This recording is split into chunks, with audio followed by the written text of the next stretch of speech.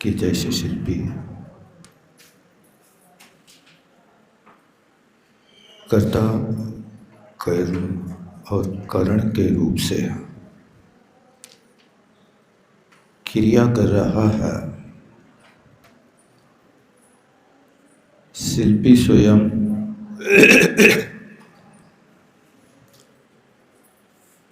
अपने हस्त आदि की क्रिया के माध्यम से कर्ता होता है और जो स्वर्णादि के माध्यम से कटक कुंडलादि बनाता है वो पर्याय कर्म के रूप में होते हैं।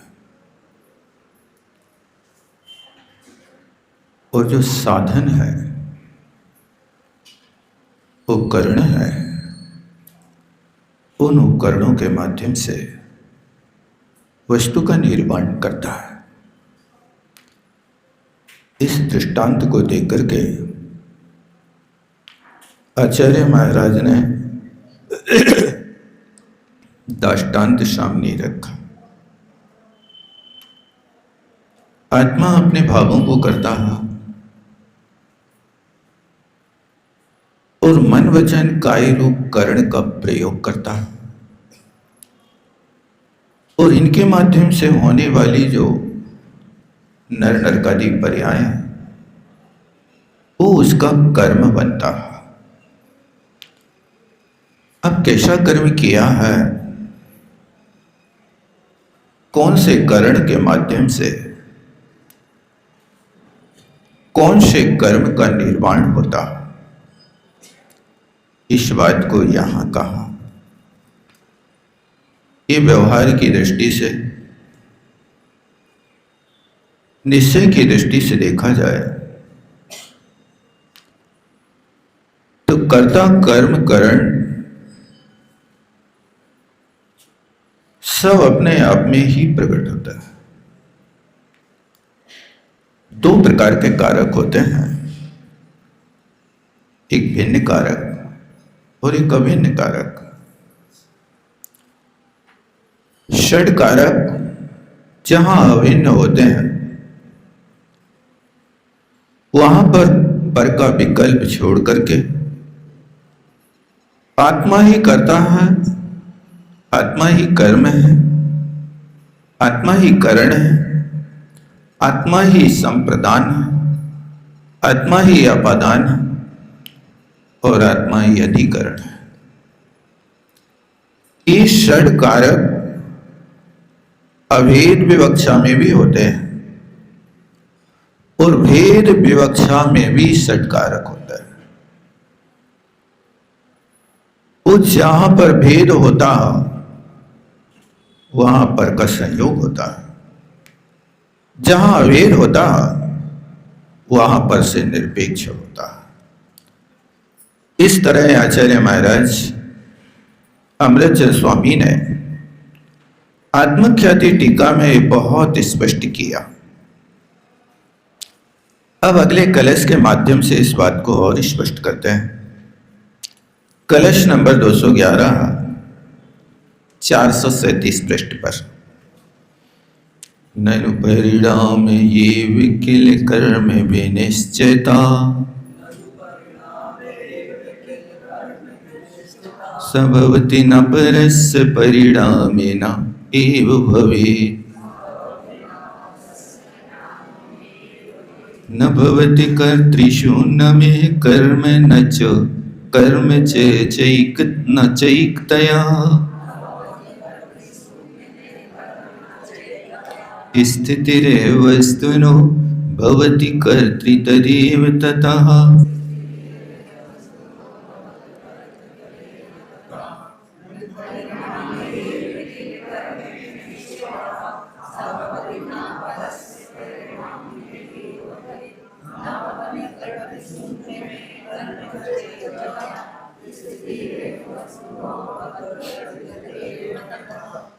अब आचार्य महाराज इतना व्याख्यान करने के बाद संबोधन करते हैं हे साधु,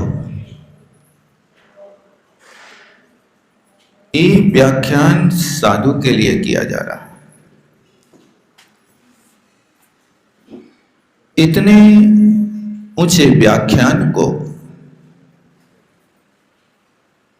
वही जीव ग्रहण कर पाता है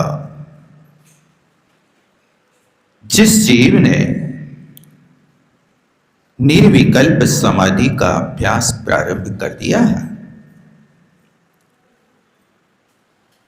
गृहस्थ अवस्था में चूंकि ये श्रोता सुन तो सकता है लेकिन उसमें ठहर नहीं सकता। जैसे सेठ ने किसी व्यक्ति को मंत्र सिद्ध करने के लिए दे तो दिया, ये मंत्र सिद्ध कर लोगे तो आपके लिए विद्या सिद्ध हो जाएगी, और विद्या सिद्ध होगी तो तुम अकृतम चैत्यालयों की वंदना कर सकते। लोभ में या तो गया, लेकिन जैसे ही दृष्टि इधर उधर फैलाता दिल कांपने लगता। जिस ठाठ से बंधा हुआ सीका है, नीचे अंधकूप है, जहां सब प्रकार के जंतु मुख फाड़े बैठे हैं और मैं अधर में लटका हूं। काश विद्या सो गई हो और वो ना आ पाई तो मेरी क्या दशा होगी। इन बर्छी भालों के बीच में, इन सांप अजगरों के बीच में मैं तो इनके मुख में पड़ूंगा। बहुत साहस जुटाता, एक रस्सी काट के फिर नीचे आ जाता। ऐसे लोग किसी विद्या को सिद्ध नहीं कर पाते हैं। ऐसे लोग कार्य में सफल नहीं हो पाते हैं। कार्य में सफल होने के लिए सबसे पहले विश्वास होना आवश्यक है। संदेह के साथ जो प्राणी रहता है वो हमेशा देह को धारण करता रहता है। इसलिए जैसे उस श्रावक को स्थिरता नहीं हो रही थी, बार बार ऊपर नीचे, लेकिन एक भव्य आत्मा ऐसा आया कि जिसने कहा, बताओ तुम्हें क्या मंत्र दिया। जहां शांति होती है वहां मंत्र विस्मरण हो जाता है। इसलिए मंत्र की आराधना शांति से करो, आत्मा की आराधना निराकुल होकर के करो। वे लोग कभी भी सुखी नहीं हो पाते हैं। कौन? जो व्यक्ति अंधकार में रास्ता बदलता है, अशांति में निर्णय बदलता है, क्षण क्षण में अपना स्वभाव बदलता है, वे लोग कभी सुख को नहीं पा पाते हैं। वे हमेशा दुखी रहते हैं। अंधेरों में रास्ता बदलने वाले लोग हमेशा भटकते ही रहते हैं। इतनी जल्दी मत करो। काश अंधेरे में रास्ता बदलोगे तो भवन में भटक जाओगे। इसी तरह घनघोर अंधकार में यदि आपने रास्ता बदल लिए, गुरु ने कहा देव शास्त्र गुरु ही तुम्हारे लिए श्रद्धा है। लेकिन अज्ञान अंधकार के कारण वो गुरुदेव शास्त्र गुरु को छोड़ करके किसी को और अपना इष्ट मान करके रास्ता बदल देता है। तो अंधकार में रास्ता बदलने वाले कभी सुखी नहीं होता। अशांति में निर्णय बदलने वाले लोग कभी सुखी नहीं होते। यदि आपको किसी बात का निर्णय करना है, चाहे स्वार्थ हो या परमार्थ हो, चाहे मोक्ष मार्ग हो, चाहे हित की बात हो, अशांति में निर्णय मत बदलो। थोड़ी देर प्रतीक्षा करो, शांति की प्रतीक्षा करो, लेकिन प्रतीक्षा की घड़ी बहुत बड़ी होती है। यदि किसी का 1 मिनट इंतजार करना पड़े तो झुंझलाते हुए कहेगा, अरे यार घंटों बर्बाद कर दिए तुमने, अभी मिनटों को तुम घंटों कह रहे हो। ऐसे ही होता है। इसलिए घड़ी बांध करके फिर भी लोग लेट होते हैं। घड़ी शौक का साधन है कि घड़ी पंक्चुअल होने का साधन है? घड़ी शौक का साधन है कि प्रदर्शन का साधन है? बताओ क्या। देखो 70,000 की लाए, कौन को बता रहा है? समय तो तुम्हें देखना है भाई साहब। घड़ी सुधारने वाले तो दुनिया में मिल सकते हैं, लेकिन समय तो तुम्हें अपना सुधारना होगा। घड़ी सुधारने के मिस्त्री तो बहुत होते हैं, लेकिन अपनी घड़ी सुधार लो। जितने भी झगड़े होते हैं अशांति में होते हैं, और अशांति का निमित्त कहां से आता है? वो पास में बैठ जाता है। कल एक महानुभाव एक वीडियो दिखा रहे थे, पुरुष रोटी खावे बैठा और उसकी पत्नी रामायण चालू हो गई, तुम ये नहीं करते, नहीं करते, नहीं कर। तो पति ने कहा कि तुम भोजन करन दो कि नहीं करन दो?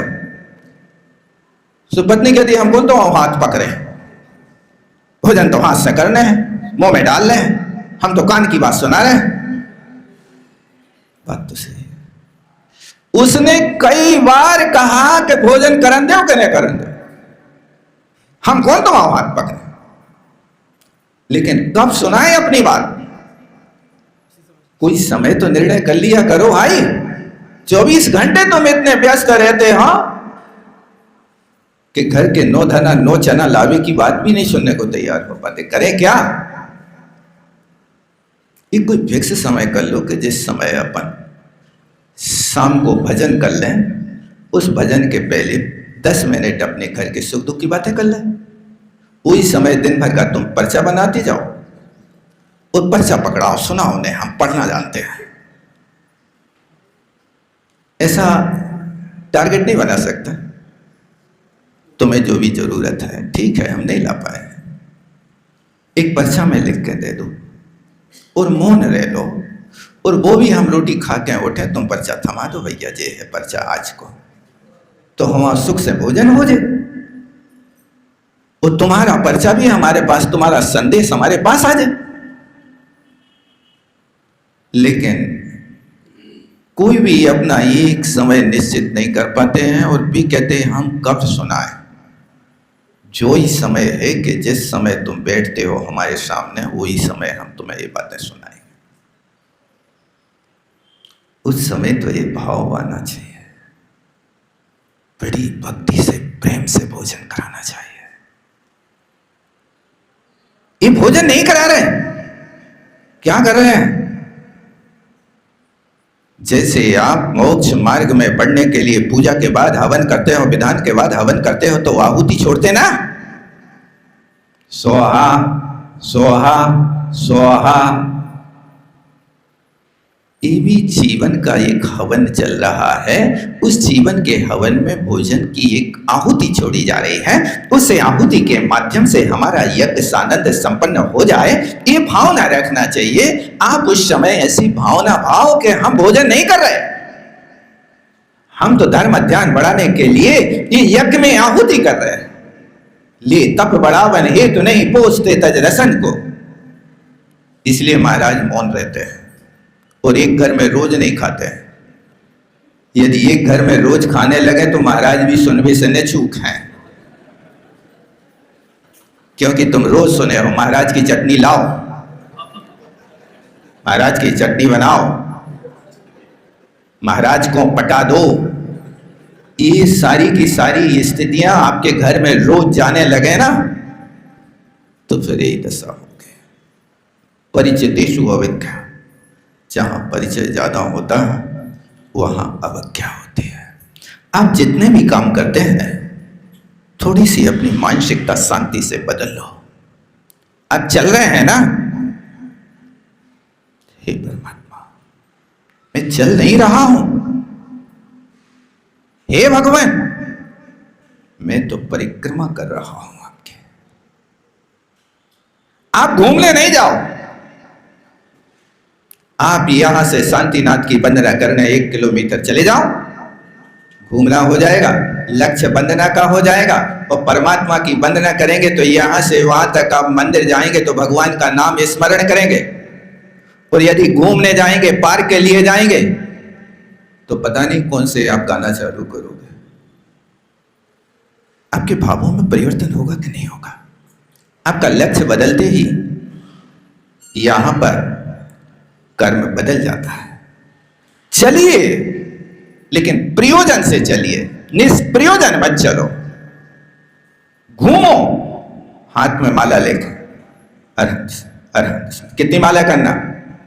1 घंटे घूमते घूमते तुम घूमने को जाते हो, सो पैदल नहीं जाते घूमने के लिए पार्क तक, वहां पर गाड़ी से जाते हैं। और फिर घंटा भर वहां पर घूमोगे और फिर गाड़ी पे जाके लेट के फिर आ जाओ। इतना काम करोगे आप? बीना के सारे मंदिरों की वंदना कर लो सुबह सुबह, तो शरीर भी स्वस्थ होगा, आत्मा भी स्वस्थ हो जाएगी। और ज्यादा घूमने तो यहां से सुरधाम तक चले जाओ, 3 किलोमीटर, 3 किलोमीटर जाना, 3 किलोमीटर आना। डायबिटीज के पेशेंट को 8 किलोमीटर चलना, तो 6 किलोमीटर जो हो गया, 2 किलोमीटर की आधा घंटा परिक्रमा कर लो। उपयोग बदलेगा कि नहीं बदलेगा? 8 किलोमीटर की यात्रा में तुम्हारा परिणाम शुभ होगा कि अशुभ होगा? और वो भी घूमो, चलो, नीचे देख के चलो, इरियापत समिति हो जाएगी तुम्हारी, पापों से बच जाओगे। यदि इरियापत से चलोगे तो समिति हो गई, और समिति हो गई तो संबर का कारण हो गया। एक क्रिया तो कर रहे, लेकिन उसी क्रिया को यदि सोच समझ के करने लगो आप, तो जो पाप आश्रय होता था वही पुण्य आश्रय में बदल जाए, जो बंद हो रहा था वो आपके लिए संबर का कारण हो जाए। इसलिए अशांति में निर्णय नहीं लिया करो। मैं पूछता हूं, जब पति पत्नी में तलाक करने की मुख से वचन निकलते हैं तो भी अशांति के समय निकलते कि शांति के समय? आप लोग तो परिचित नहीं होंगे क्योंकि सुधी श्रावक हैं आप लोग तो, लेकिन कभी अनुभव तो किया होगा ना, मैं तुम्हारे साथ नहीं रहना चाहता हूं। तो ये तुम्हारे साथ नहीं रहना चाहता हूं, तो ये अब शांति में निर्णय ले रहे क्या अशांति में निर्णय ले रहे? बताओ काय में ले रहे? यदि शांति में निर्णय लो कि मैं तुम्हारे साथ नहीं रहना चाहता हूं, तो तुम्हारा वैराग्य हो गया, संसार शरीर भोगों से विरक्ति हो गई। और अशांति में निर्णय ले रहे हो तो तुम एक सिर्फ ये कर्म का बंध की प्रक्रिया कर रहे हो, तुम द्वेष की बीज बो रहे हो, मैं तुम्हारे साथ नहीं रहना चाहता हूं। भाव देख लो, शांति का है क्या? शांति का कैसे निर्णय ले रहे बताओ? शांति में कह रहे हैं कि हम नहीं रहना चाह रहे, नहीं रहना चाह रहे तो बहुत अच्छा भी लोग निर्णय करते हैं, जिन्हें मोह महार भुजान के छोड़ो सब संसार, कदली तरु संसार है, त्यागो सब यह जान। ये महापुरुष ऐसा विचार करते हैं कि कदली के वृक्ष की तरह संसार निस्सार है, इसमें कोई सार नहीं है। तन कारागृह बनिता बेड़ी परिजन जन रखवारे, ये पंक्ति जीवन में उतरे तो ये शांति का निर्णय है। और यदि आपको छोड़ करके जा रहे हैं, तलाक दे रहे हैं, तुम्हारी शांति बनाने के लिए 6 महीना तक सरकार कोर्ट में घिसवाती है, तो घूमो तुम बार बार, 6 महीना में तुम्हारे भाव बदल गए तो निर्णय कर लेना।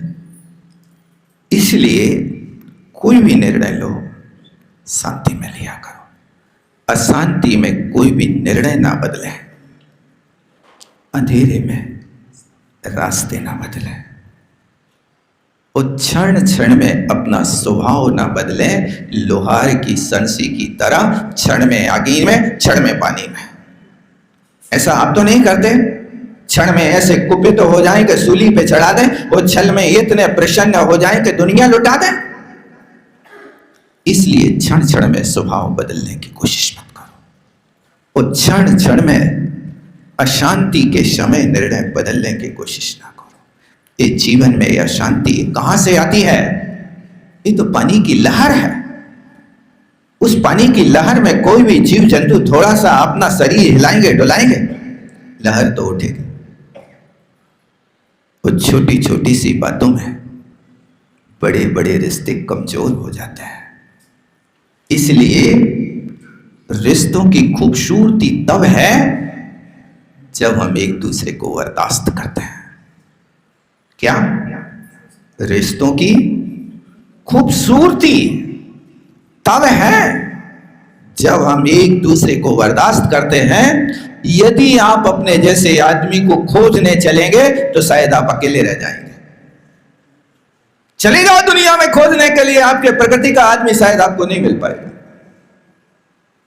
बर्दाश्त तो करना ही पड़ेगा आपको। यदि आप बर्दाश्त नहीं करना जानते हैं तो जिनसे घर माही कछु न बने ते बन माही कहा कर। जिनने घर में रहकर के कोई बर्दाश्त नहीं किया, साधना नहीं की, वे वन में भी चले जाएं तो क्या साधना करेंगे?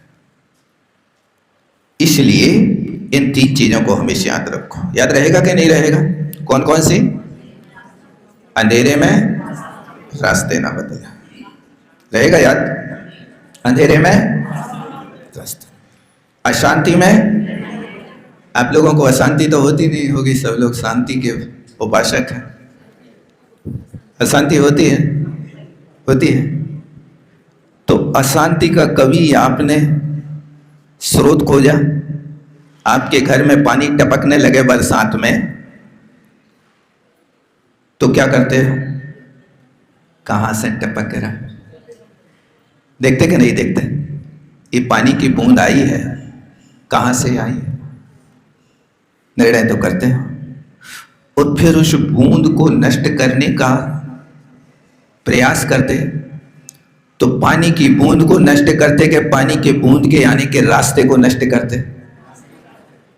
रास्ता कहां से? जब तक रास्ता बंद नहीं होगा तब तक पानी को तो कितना भी पोंछा लगाते जाओ, पानी बंद होगा कि नहीं होगा? तो क्या अशांति का कारण बना है? तो कहीं तुमने अपने छत की तरह ऊपर दृष्टि डाल करके देखी पानी की बूंद कहां से आई? अशांति को कारण कहां से आया? बताओ कहां से आया?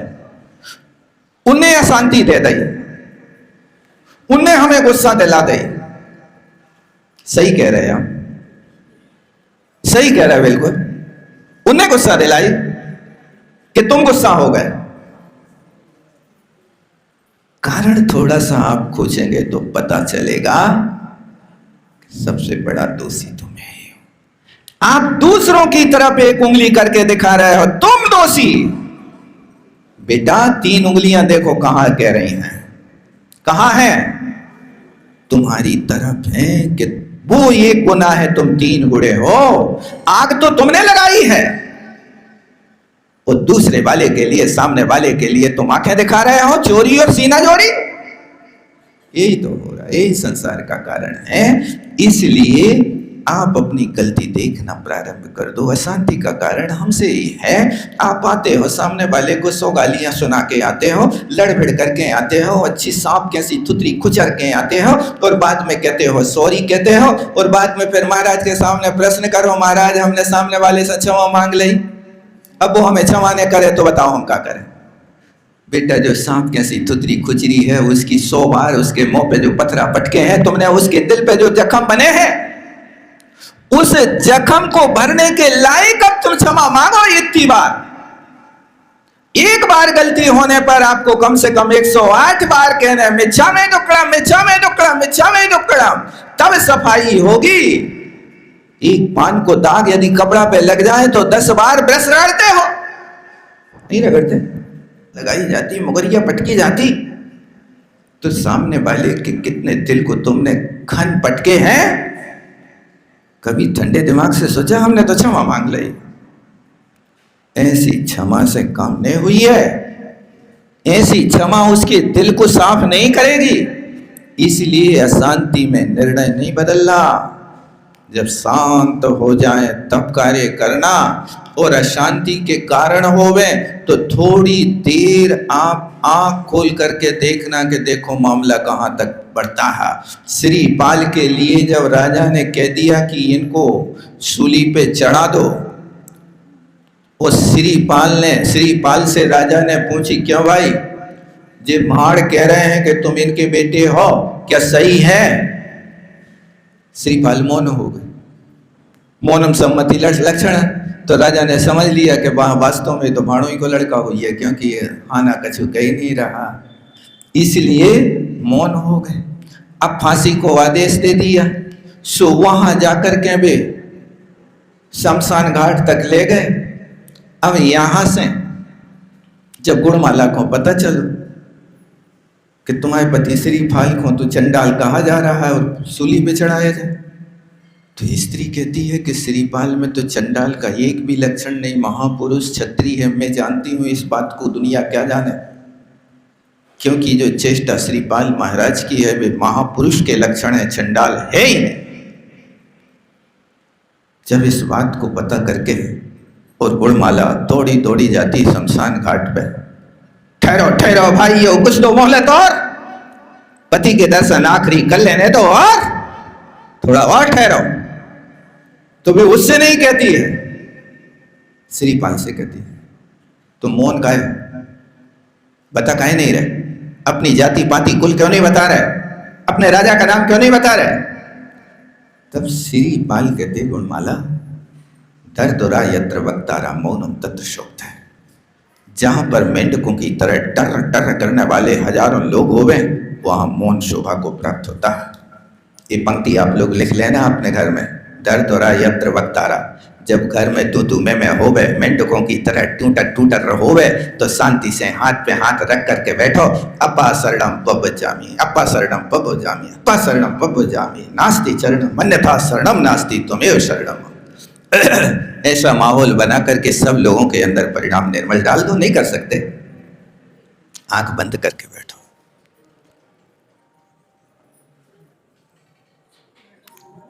कलश का अर्थ देखते हैं। तो कहते हैं हे साधो, परिणाम एवं किल कर्म निश्चयता। ननु, ननु का अर्थ शंका होता है। कहते ये परिणाम ही निश्चय से कर्म है। जो परिणाम है ना, वो परिणाम क्या है कि जो सोने के द्रव्य से वहां पर कटक बना है, कुंडल बना है, वो कड़क कुंडल आदि ये उसके विनिश्चयता माने निश्चय से परिणाम, परिणाम माने पर्याय ही कर्म है, किल माने निश्चय से, अपरस्य परिणामना सा ना भवति एयो। कहते हैं उसका और कोई दूसरा परिणामी नहीं होता। अपरस्य परिणामना ये ना, ऐसा ना लगाना उसके साथ, कोई दूसरा उसका और परिणामी नहीं होता, क्योंकि कर्तृ शून्यम यह कर्म ना भवति न चेतया। बहुत अच्छी बात कहते हैं, क्योंकि कर्ता के बिना कर्म होता नहीं है। कोई भी कार्य होगा उस कार्य में कर्ता कर्म क्रिया होंगे ही होंगे। को गच्छति भवान? मंदिरम गच्छामि। मैं मंदिर जा रहा हूं तो यहां मैं अहम एक कर्ता है। मंदिरम जो प्राप्त करने योग्य है वो मंदिर कर्म है और गच्छामि क्रिया है। जब तक कर्ता नहीं होगा कर्म का निर्माण कैसे होगा? इसलिए ये ध्यान दो, देखो क्या लिख रहा है, कर्तृ शून्यम, कर्ता से रहित कभी भी कर्म ना भवति, कर्म नहीं होता। न चेक्तया, क्योंकि ना अकेला कर्म होता है ना अकेली क्रिया होती है। क्रिया जब भी होगी कर्ता के आश्रित होगी। ये जरूर है कि कभी कभी कर्म अपना वेश बदल ले, लेकिन जैसे वाच्य बदलता है तो वो कर्म तो अपनी विभक्ति बदलता है लेकिन स्वभाव नहीं बदलता। जब कर्म वाच्य का प्रयोग होता है तो वो कर्ता में तृतीया विभक्ति हो जाती है और कर्म में जो द्वितीया विभक्ति होना थी वो प्रथमा विभक्ति हो जाती है। और फिर क्रिया कर्मानुसारणी, क्रिया कर्म के अनुसार होने लगती है। ये वाच्य बदल गया। वाच्य तो हर कोई जानता ना, कर्तृ वाच्य, कर्म वाच्य, भाव वाच्य, ये तो हर भाषा में पढ़ाया जाता है। इंग्लिश में भी होता है, हिंदी में भी होता है और संस्कृत में भी होता है। ये मया ग्रामो गम्यते, मेरे द्वारा गांव को जाया जा रहा है, ये वाच्य बदल गया। जो कर्ता प्रथमा विभक्ति था वो तृतीया विभक्ति में आके बैठ गया और जो कर्म द्वितीया थी वो कर्म द्वितीया वहां जाकर के प्रथमा के रूप में परिवर्तित हो गई। इसलिए कर्ता कर्म क्रिया के बिना कभी भी कोई वाक्य का निर्माण नहीं होता। इतना जरूर है कि कर्तृवाच्य कर्मवाच्य के अलावा एक भाववाच्य होता है, लेकिन जहां भाववाच्य होता है वहां कर्म की विवक्षा नहीं होती है। कर्म वहां पर गौण हो जाता है। ये भाववाच्य का स्वभाव हुआ करता, वो सिर्फ भाव को पकड़ता है।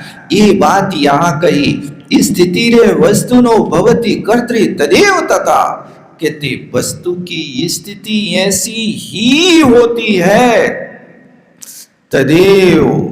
इसलिए ध्यान रखना, जो करता है कर्ता के आश्रित ही क्रिया है, और क्रिया है तो कर्म हो भी सकता नहीं भी हो सकता। इस तरह से ये कर्ता कर्म अपने आप में यहाँ पर बहुत महत्व रखते हैं।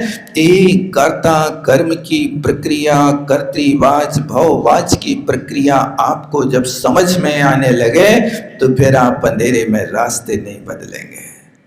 फिर आप कभी अशांति में निर्णय नहीं बदलेंगे। बस समय सार का यही सार सीख लो, अशांति में निर्णय नहीं बदलना। संभव है, याद रहेगा, वो क्षण क्षण में अपना स्वभाव नहीं बदलना। अपने स्वभाव में एक स्थिरता लाने की कोशिश करना। ये जीवन का बहुत बड़ा सूत्र है, बहुत बड़ा सूत्र है। क्योंकि जिस व्यक्ति को निंदा और नुकसान सहन करना आ गया वो व्यक्ति बहुत बड़ी साधना के पथ पर बढ़ गया। क्या आप निंदा और नुकसान को छाती कड़ी करके कानों पे आप रुई लगा के सहन कर सकते हो? निंदा करने वाला व्यक्ति सामने से तुम्हारी निंदा कर रहा है तो एक बार सोचो कि व्यक्ति जो कह रहा हो वास्तव में हमारे पास दोष है कि नहीं। यदि है तो सुधार कर लो, नहीं है तो क्षण क्षण में स्वभाव नहीं बदलना। अपने स्वभाव को हमेशा निर्मल पानी की तरह ठंडा बना करके रखना। कई लोग ऐसे होते हैं कि जिनको कैसी भी विकृति मिले भी अपने स्वभाव को नहीं बदल पाता है। एक बहुत बड़ा व्यक्ति था, प्रवचनकार था। वो प्रवचनकार इतना शांत स्वभावी, इतना शांत स्वभावी कि जिसकी प्रसिद्धि लोक में फैल गई। एक बार एक गांव में पहुंचे। उस गांव में एक पंडित पछाड़ था। पंडित पछाड़ समझते ना? कई लोग होते हैं कि जो पंडितों से भी लोहा लेते रहते हैं। अब वो पंडित पछाड़ व्यक्ति ने सुना कि अरे महात्मा जी तो इतने शांत कि दुनिया की कोई हस्ती इनको हिला नहीं सकती, इनको गुस्सा नहीं दिला सकती। तो वो व्यक्ति कहता है ऐसी कौन सी चीज है कि जिसको मैंने जब पत्थरों को चकनाचूर कर दिया तो ये कौन सी मिट्टी का बना हुआ होगा? आप देखो, कल मैं इसको गुस्सा दिलाऊंगा। ठीक है, दिला के देखो। अब दोनों में ये आपस में कथन हो गया। अब वहां जाकर के दूसरे दिन सभा लगी, पूरी ठसाठस सभा बनी और महात्मा जी मंच पे आके विराजे, हंसमुख प्रसन्न बदन। प्रवचन चालू हो गया। बीच में से वो श्रोता उठ करके कहता, महात्मा जी मुझे आपसे एक बात पूछना है। हाँ हाँ, स्वागत है, आप पूछ लीजिए। ऐसे सुंदर उत्तर को सुनकर के एक बार तो मन हुआ कि यार ना छेड़ो, कहीं गुस्सा आ गए तो। लेकिन गुस्सा तो दिलाना, इनकी प्रसिद्धि पे बट्टा तो लगाना। तो बहुत तीखा प्रश्न किया, महात्मा जी आप बुरा तो नहीं मानेंगे? प्रश्न आपका, बुरा मानने की क्या बात है? आप स्वतंत्र हैं। अच्छा तो आप सुनेंगे? हाँ हाँ हाँ। उत्तर देंगे?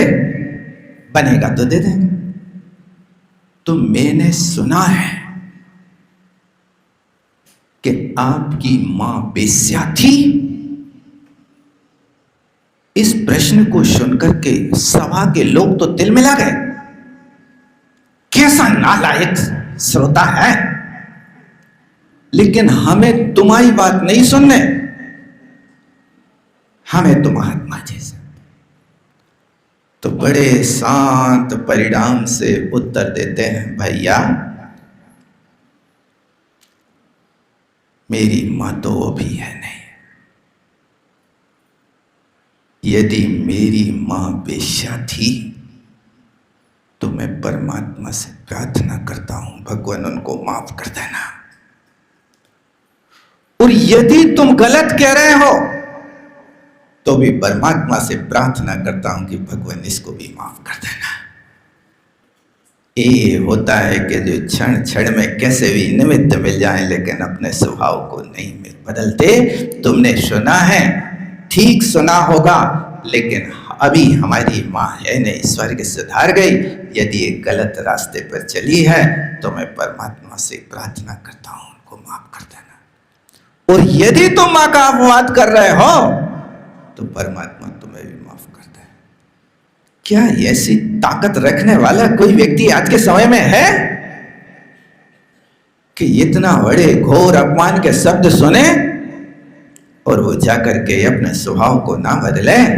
ये तीन चीजें इस कलश से सीखना। याद रहेंगे कि नहीं? कौन कौन सी तीन चीजें हैं? अंधेरे में रास्ते मत बदलना, अशांति में याद ही है कि आचरण में। अच्छा, कितने दिन का नियम ले सकते हो कि अशांति में निर्णय नहीं बदलेंगे? कितने दिन का नियम ले सकते हो? देखो सब सोच में पड़ गए। जब तक, हाँ ऐसा भी होता है, जब तक कोर्ट खुली है तब तक के लिए सजा। जब तक मंदिर में बैठे हो, चलो इतना ही ले लो कम से कम के मंदिर में अशांति ना करें। कब तक? जीवन भर जब तक मंदिर में आए तब तक मंदिर में अशांति न करें। चले कि नहीं चले? चले। और फिर घर खिलाने घर में अशांति हो जाए तो निर्णय बदलेंगे कि नहीं? बच्चों की ठटरी बांधेंगे कि नहीं? क्या करेंगे बताओ? अशांति में निर्णय नहीं बदलेंगे। और तीसरी बात, क्षण क्षण में कैसे? जैसे लोहार की सणसी, क्षण भर में पानी में, क्षण भर में आगी में। ऐसा तुम तो नहीं करोगे, क्षण भर में क्रोध और क्षण भर में प्रसन्न। एक कोशिश करना, समय अपना हो रहा, यही विराम लेता हूं। कुछ रह गए? जवाणी के ज्ञान शेष जय कालो, सोवाणी मस्तक सदा दे तुम